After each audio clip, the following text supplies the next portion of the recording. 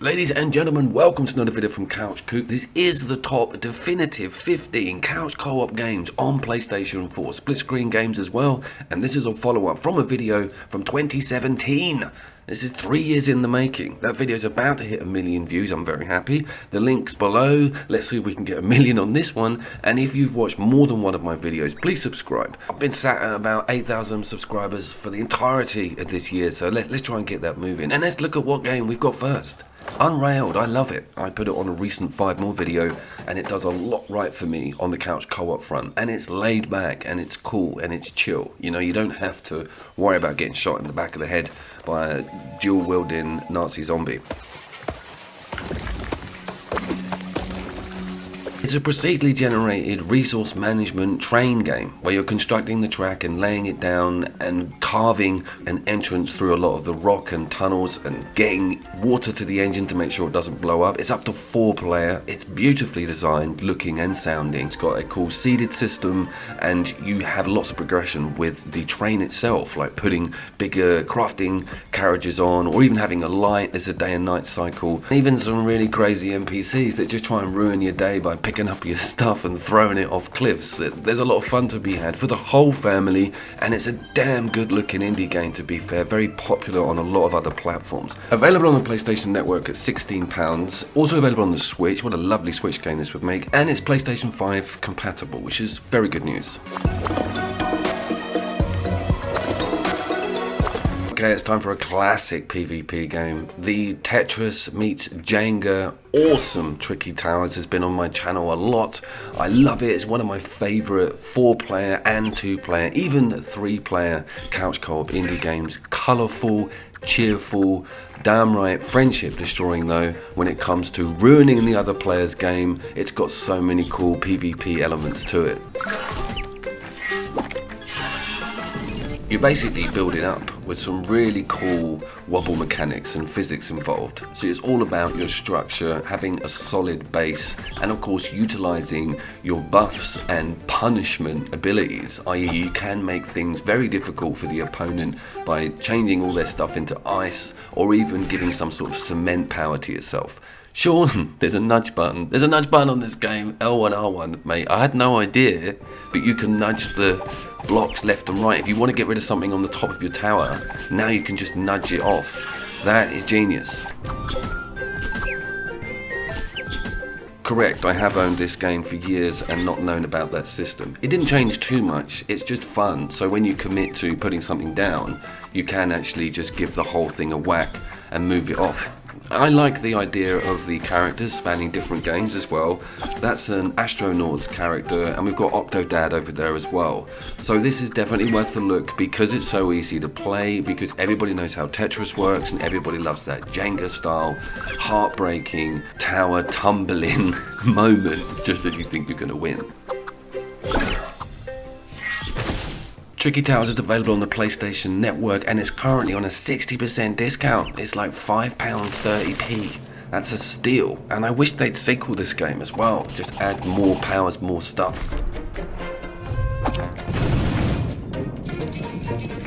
Next up we've got a side-scrolling base builder under the name of Nom Nom Galaxy, which was free for a month and I've sung its praises before. It's brilliant. It's basically harvesting and resourcing on planets to make giant cans of soup that you send up to a factory that then puts you in the lead against a competitor soup manufacturer. It's absolutely batshit, but man, it really works well. Because this is from Pixel Junk, those people had great heritage on the PlayStation 3 with 2-player indie games, and this is nothing short of a masterpiece when it comes to the variety of things you can do, stuff you can build. You get a shotgun, samurai sword. I built a massive giant vacuum cleaner car to go around and collect all the food. It's amazing. Pixel Junk did a brilliant 2-player shooters game, which I have reviewed before, and they also have that amazing Monsters and Monsters 2, which is like a tower defense game, but beautifully looking and a great 2-player and available on Switch. But by the by, this is for me the best Pixel Junk game that's available on the PlayStation 4 at the moment because of its depth, with the base building mechanic, because of your options, the variety of the different worlds, and just how much we're getting opened up with the different recipes and different weapons and abilities and vehicles. It's massive, this game. I cannot believe it was free.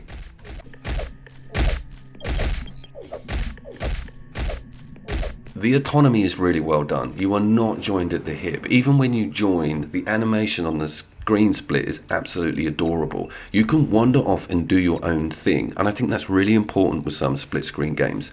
You are not having to do every single thing together. You can get stuff done quicker. It's awesome, the idea that you can communicate and be at other ends of this map.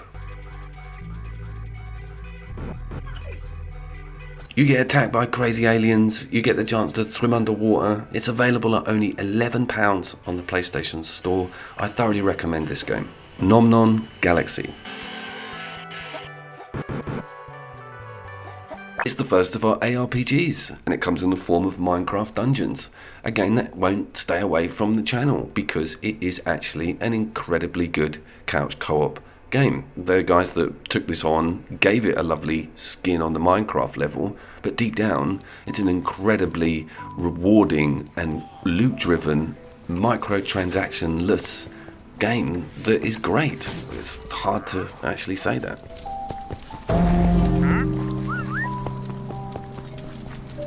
It's very much content with updates, and we've got a new daily challenge at the moment. It's running this for the month of Halloween, I'm assuming, or November, and it's to do with like having fireworks on your arrows. It was a lot of fun. It was a tough challenge, but it was really great to see some fresh content when we logged in after putting 10 to 15 hours into this game. This could have gone really wrong. I mean, I played Diablo 3 a lot. I'm Chaos Bane, I'm currently into at the moment. The ARPG market is not an uncompetitive landscape. With loads of online-only ones like Pillars of Eternity, it's really good to see an affordable couch co-op ARPG that's brand new. That's something you've got to remember. This game only came out this year, so that's such good news for us couch co-opers that they gave this game the effort it deserved. The loot system gets you because they have hidden abilities, certain weapons that you have to pump in runes into to sort of discover them. And once you've got all these cool hotkeys lined up with stuff that you enjoy and are comfortable with, the flow starts and the communication, you start to synergize with the person you're playing with. It's a lot of fun. I like, you're playing a good ARPG when that sort of stuff happens.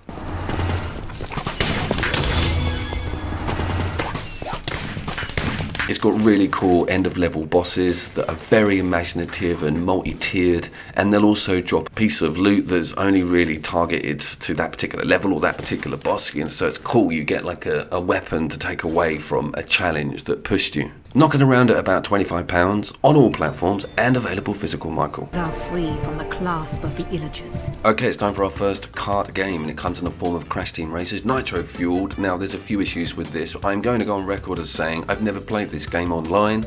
There was an update that came in that put performance-related microtransactions into it, vastly scored against it when I put it in this list, but you cannot ignore how good a split-screen kart game this is. This is the best looking split-screen racer on the system. I don't know how they manage it to get it running like this. It's absolutely stunning.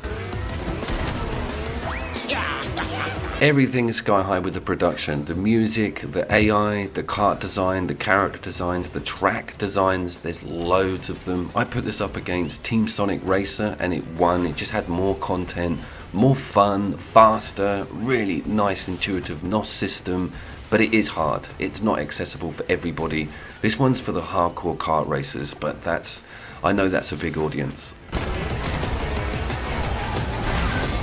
It's also technically a remaster, so it's great to see the franchise back on the PlayStation 4 systems and with a brand new title, because it pays loads of homages to the awesome tracks from the original and loads of the characters. I don't go near the online stuff, so I don't have to worry about any of this transaction bullshit.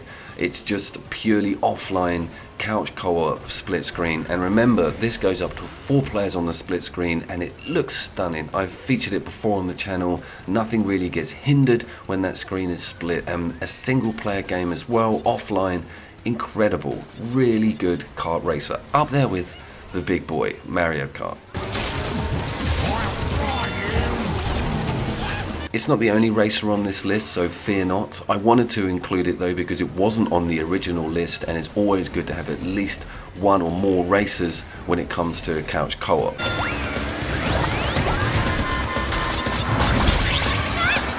The load times are a bit of a niggle between the races, and also saving the unlocks on the other person's profile can sometimes be a bit hit and miss.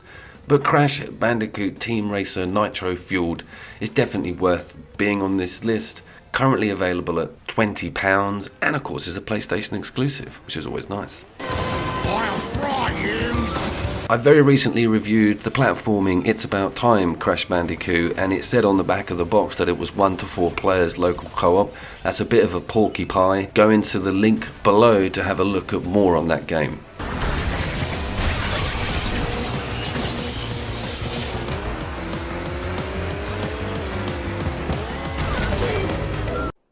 Okay, it's the first of our first-person split-screen shooters in the form of Borderlands 3, and what a fall from grace this is for this game. If you know the previous list, Borderlands 2 won it.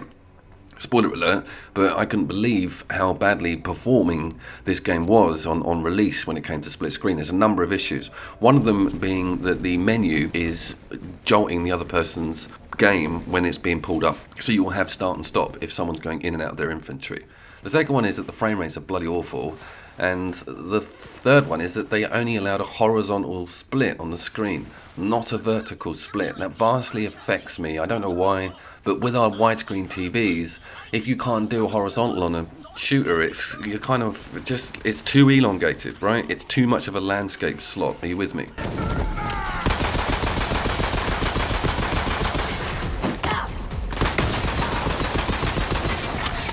They also took away 4-player, promising that it's going to be back for the PlayStation 5. That'll be interesting. I'll keep an eye on that one, don't worry guys. But sorry to slate it so much, because you've got a huge AAA, amazing looter shooter here, all available split screen, entire campaign, profile saves, everything. It really is amazing to see a game like Borderlands 3 still include split screen. And I think with the release of the 5, all these performance issues will be looked at. How on earth they did too with the glitchless menus is beyond me. This game must really be chugging that poor old black box, or white box.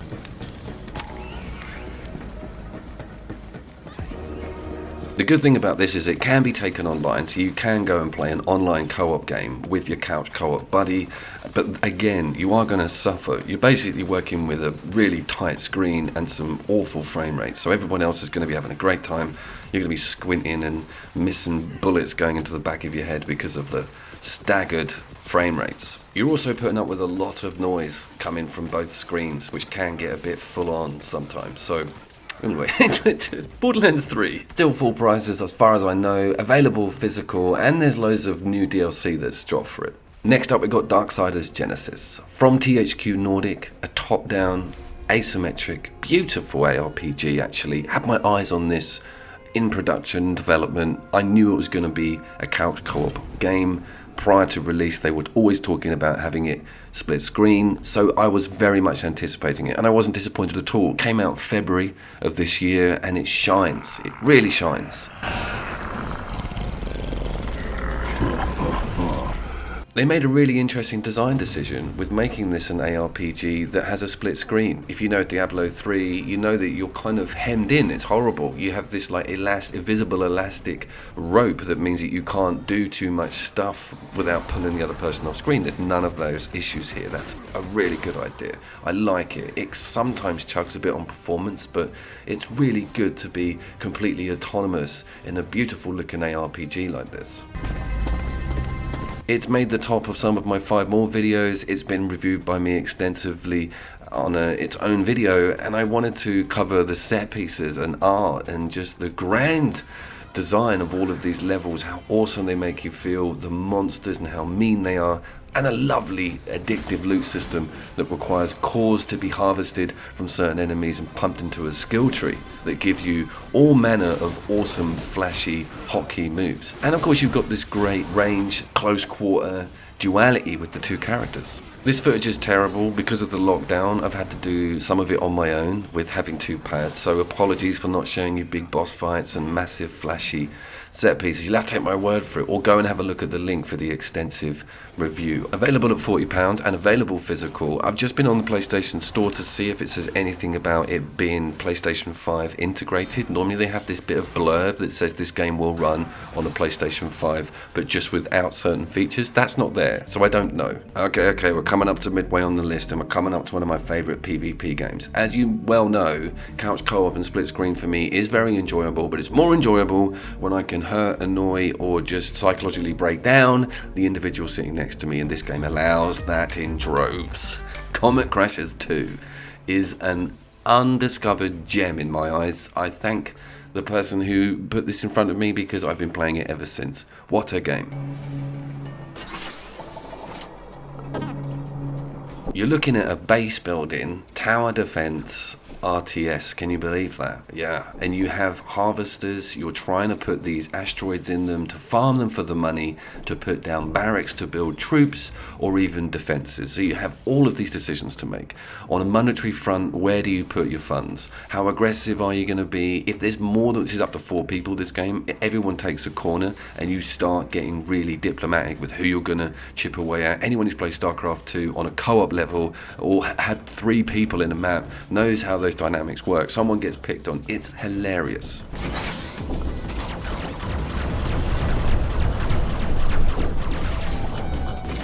On the defense front, you're trying to make a concertina of buildings and structures to make the little enemies have to go this really laborious route to your base. You can't block your base off. You can't just say seal it. There'll always have to be an open route. So it's really interesting what you choose to put down, how you create this pattern around your base, and how you then have to attack at the same time. This is all happening at the same time, including air combat. So you've got ground to air buildings that don't shoot any of the vehicles but only go for planes. People make the switch to planes in their development. You have to keep an eye on what's going on with the other team's building type.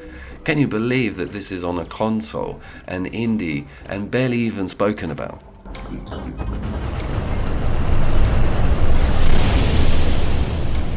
You can only take a certain amount of hits, so they just need to get a handful of their vehicles into your base in order for you to start panicking and divert your funds to defense as opposed to aggression.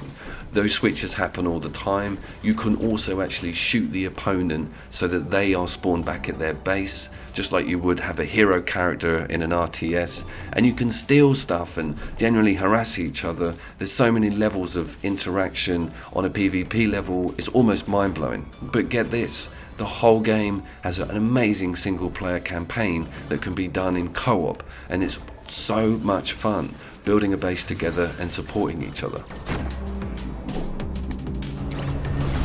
£15 on the UK PSN store. No excuses this time, Lee. It's time to buy Comet Crashers 2.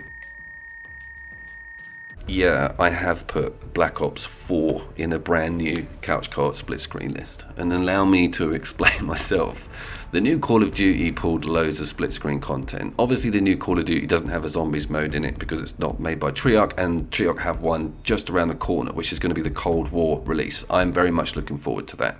Now, on a budgetary level, on a first-person split-screen shooter, this does no wrong, okay? It's a very, very strong game with its mechanics and its ideas and its almost Overwatch-style super moves. It's so interesting, and it still runs, it still looks good, still runs well. For a game from 2018, it's holding up pretty good, and it's got exactly the same moveset as Apex Legends, which I'm getting back into, so it's handy. Everything can be experimented with. This is a bot match. I love having bot matches, free-for-alls, or even teaming up with your couch co-op buddy and fighting an entire map of these robot guys.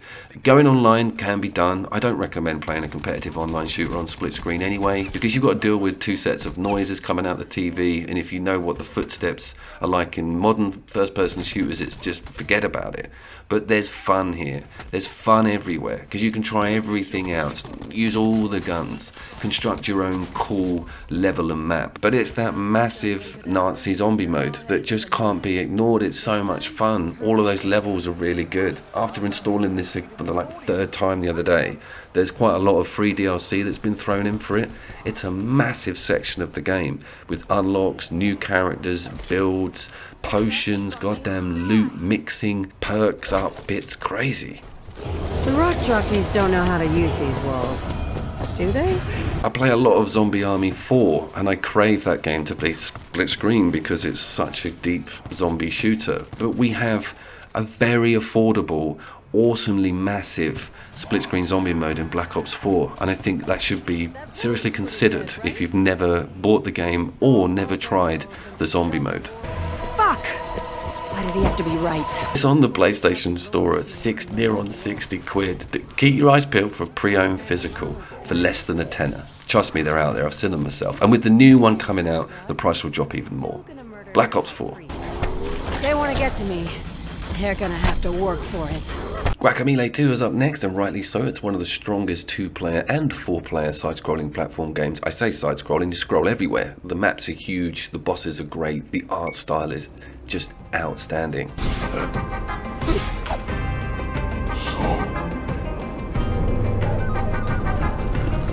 I got the original on the original list along with games like Rayman Legends, so I am pretty well versed in a good side-scrolling platformer.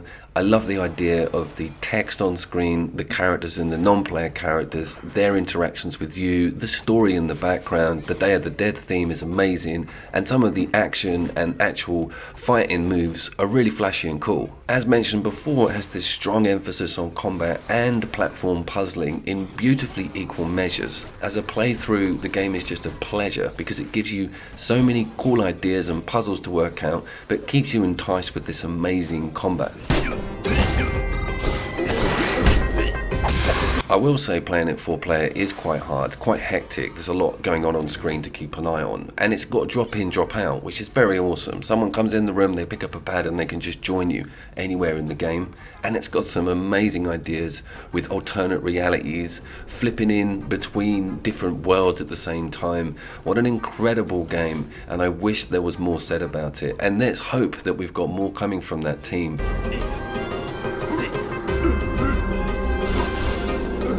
Currently on the PlayStation Store at £4, £3.67, 70% discount, and it has that blurb about it running on the PlayStation 5. So thumbs up all round. Guacamelee 2. Let's move on over to Hot Shot Racing, a game that's very new and made my top arcade racer list. I have a lot of time for it. It's got a gorgeous retro look, very high frame rates, and runs incredibly well with split screen going. Also 4-player, I might add. And an incredible choice of cars and characters and tournaments, and it's got a lot of content. Got a tried and tested NOS system, not too dissimilar to the one you saw in Burnout, where attacking and drifting adds to the NOS meter, giving you a game-winning turbo that you can utilize on the straights and have just so much fun with. It's really cool to be rewarded for being naughty on the racetrack, especially when it's your mate next to you. It's not too punishing on the collision mechanic, which is so welcome. It's loose, it's cool, you can just let your hair down and do some crazy driving. I haven't got any hair, by the way. Horizon Turbo Chase lost to this game, which is unfortunate. That isn't in the original list, and if you've got this and you've never heard of Horizon Zero Chase, that's very cheap and on the PlayStation Network as well.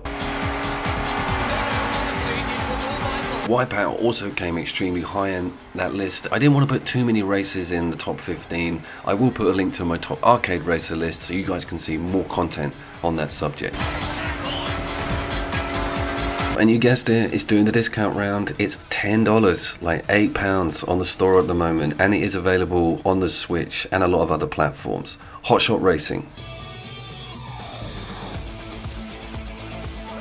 It's time for Streets of Rage 4. It's time for the best side-scrolling beat-em-up on the system. Now, I have divulged over that comment. I have played River City Girls, and I very much enjoy Castle Crashers with the Xbox Live game that got brought over to the PlayStation Network. But this is kind of the daddy, it's kind of the Don.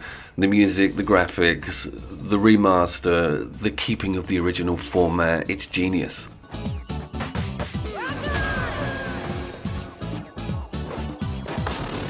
25 years heritage with the previous games, a flawless special system, and a reward almost Bloodborne level health regain commitment on some of the specials, loads of depth, little bit of friendly fire as well. You do have to know what you're doing, and when you're doing it, it's not just a button basher this, even though it does make me bash my buttons.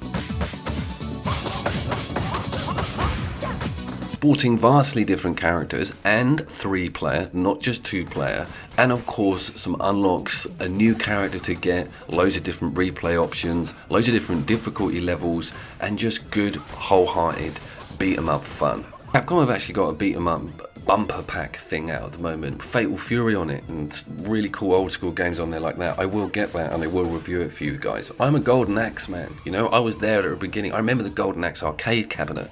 It was really daunting, but this brings it all home for me. I actually play it on an arcade stick, can you believe, on my lap, like a Street Fighter arcade stick, so I can really just slap those punch buttons down. I never get bored of this game. It was a real welcome surprise, and to have it full-blown couch co-op as a brand new game is a great pat on the back for us.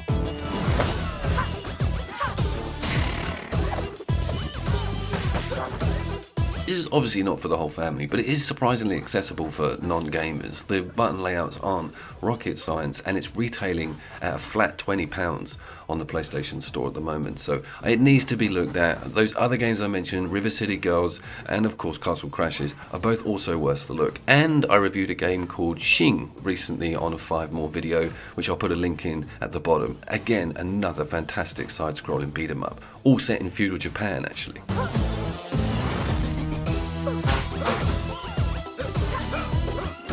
So you may remember that I did mention that Guacamelee 2 was the best side-scrolling 2-player platform game on the system.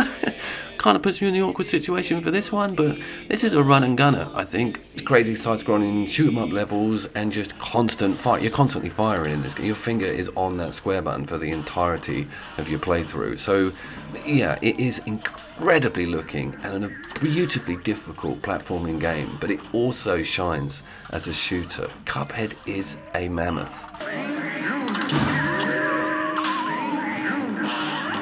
It's also very clever with some of its boss attack rotations, keeping you really interested on multiple playthroughs because you're going to be restarting and restarting. And incidentally, the restart mechanic is incredibly quick. You can just get straight back into it. But then to have a boss give you a different attack pattern really keeps things interesting. And I love the rescue mechanic of the slap that brings the other person back. You can get yourself in some very crazy situations with that.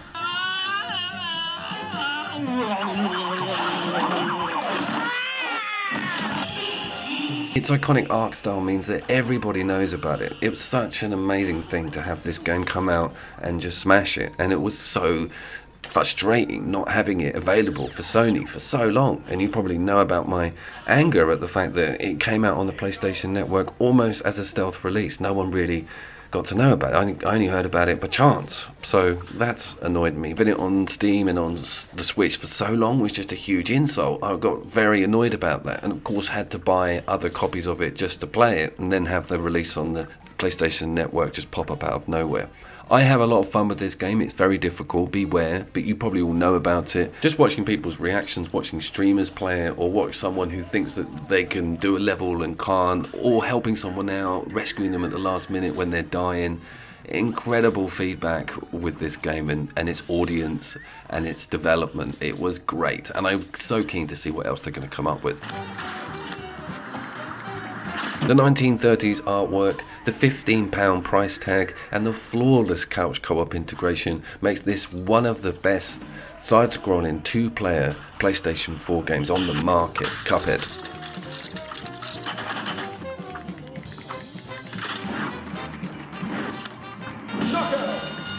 Okay, stand by couch co-opers, we are now going into the top 3, and we are starting with Fury Unleashed, one of my favourite releases of this year, an indie game available on Steam and the PlayStation Network. It's a 2-player roguelike with guns with an 860-degree firing arc.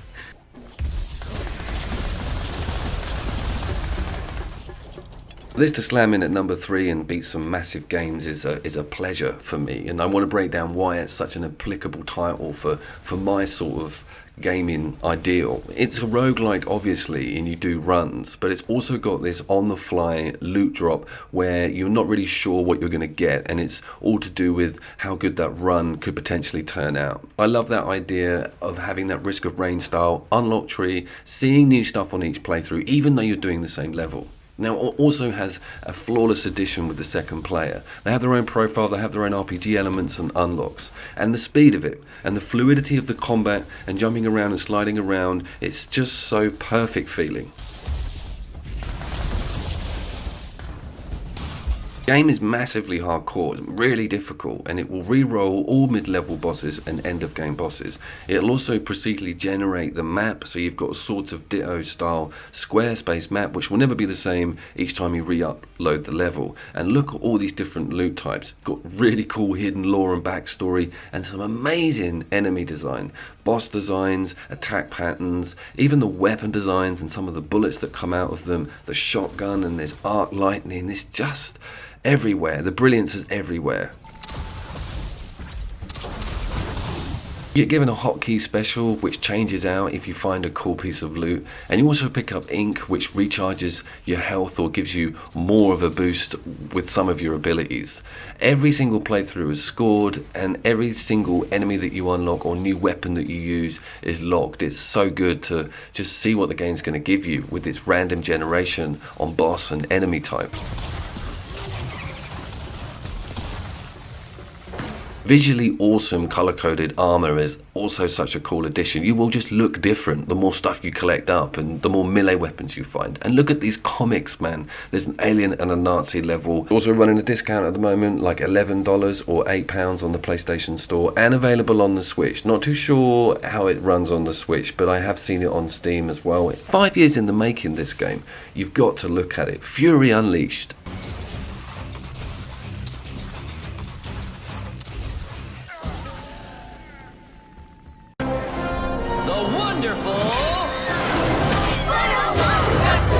Yes, he slipped it in. He slipped in a platinum game right before the number 1 slot. It is, of course, the wonderful 101. If you don't know who Platinum are, they're the people that make Bayonetta, all the coolest hack and slash, and amazing PlayStation 2 and PlayStation 3 and 4 games have come from Platinum. This is one of them. This was on the Wii U.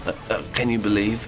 Couldn't be accessed on any other platform. Sat there. No one really got to play it. It's now over on the PlayStation 4 with a wealth of 2-player content. This game is so much fun with someone else. You have an arsenal of weapons at your disposal. You can metamorphosize into a ball, a cannon, a frickin' cake, to rebound incoming fire. You just twizzle the controller and come up with these awesome shapes. It all becomes second nature, and it all feels so natural. It just looks incredible as well, with the Saturday morning TV aesthetic, bright colors, a lovely tilted map. Just detail everywhere, and the fact that it's remastered for the PlayStation 4, it looks so much better than the Wii U version. So much better. Tailor-made co-op missions, ranging from really easy to super damn hard, with all kinds of featured bosses in them. I like that idea. It's not the full game available to you as 2 players, but trust me, there's enough there to occupy you. This is currently on discount at around 25 quid. It does retail at about 35 to 40 pounds. I've bought it twice. It's totally worth it. I think the Switch version will probably have that touchscreen maneuverability with the controls, but it doesn't run as good as the PlayStation 4 version. This is an incredible version. This is the definitive version of the game. Wonderful 101.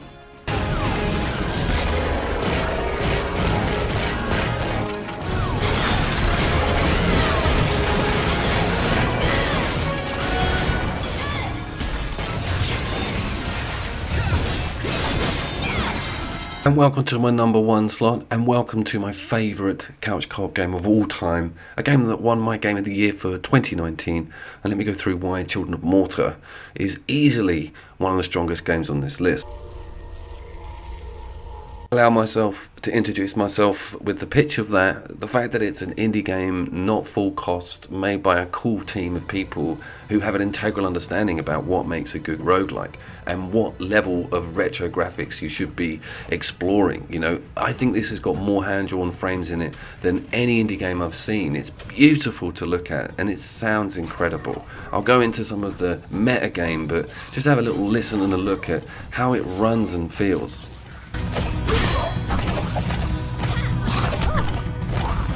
This is kind of like Diablo meets Dark Souls, because you can die really, really quickly if you're not paying attention on your dodge, which is on X, or if you've got your shield up. If you're playing this particular character, you can parry a full-blown swing from an enemy. 2 or 3 swings from an enemy, it's over. One word. It's also got amazing narration and backstory. You're playing as a family, you operate from this house, you unlock more family members the more you play, and every single one has a completely different playstyle. Some of them are just not quick, they're melee tank characters, others are all about range. So playing this co-op is a must. I really love it single player, I really do, because I don't mind that difficulty and not having a revive. But when you've got 2 people, this game just comes into its own completely. Amazing, trance-like when you're playing on tough difficulty. It's got that perfect on-the-fly loot and unlocks, but it's also got this sort of Slay the Spire, Dead Cells style one-off perk for that playthrough and that run, and they all stack up. You will find amazing artifacts that just go on one of your hotkeys for a certain amount of time, but they will completely change that move. You'll see graphics and art that you've never seen before 30 hours into the game on a level you've played 20 times. Nothing ever lags, nothing ever gets too much for the engine to handle.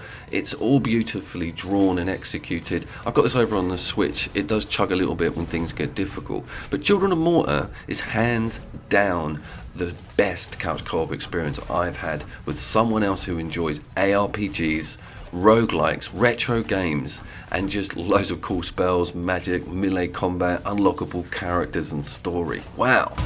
Yep, you guessed it, 40% discount at the moment, retailing at around £10. Ladies and gentlemen, thank you so much. If you enjoyed this video, please like and subscribe. More couch co-op content on the way. If you did!